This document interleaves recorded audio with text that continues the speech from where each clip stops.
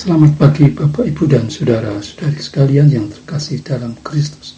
Saya Kris dari Seksi Katekese Paroki Jagakarsa Gereja Ratu Rosari hendak menyampaikan renungan pagi.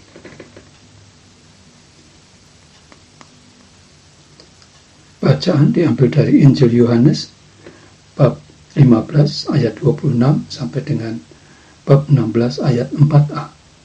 Kita adalah saksi-saksi Kristus.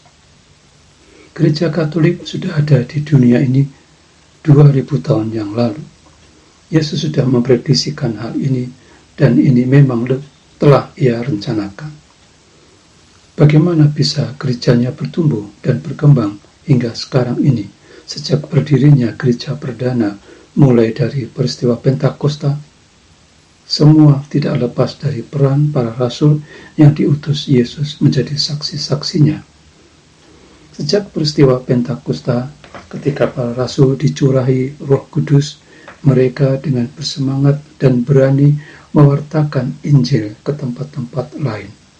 Mula-mula ke tempat-tempat yang tidak terlalu jauh dari Yerusalem, dan sekarang akhirnya sampai ke seluruh penjuru dunia. Dan itu berkat para pengikut-pengikut Yesus yang selalu bertambah dari waktu ke waktu dan dari satu tempat ke tempat yang lain. Dalam Injil hari ini, Yesus berkata bahwa setelah Ia naik ke surga, Ia akan mengutus Roh Kudus yang datang dari Bapa kepada semua pengikutnya. Roh Kudus itu yang tinggal dalam hati kita sekarang ini akan bersaksi tentang Yesus kepada kita. Sebagai konsekuensinya, kita juga harus menjadi saksi Yesus selama hidup di dunia ini. Seseorang yang telah dibaptis memiliki 3 tugas, yaitu tugas kenabian, imamat, dan rajawi. Tugas kesaksian ini harus kita laksanakan dalam kerangka 3 tugas itu. Menjadi saksi Kristus tidak ringan, sebagaimana Yesus yang dibenci, ditolak, dianiaya, dan dibunuh.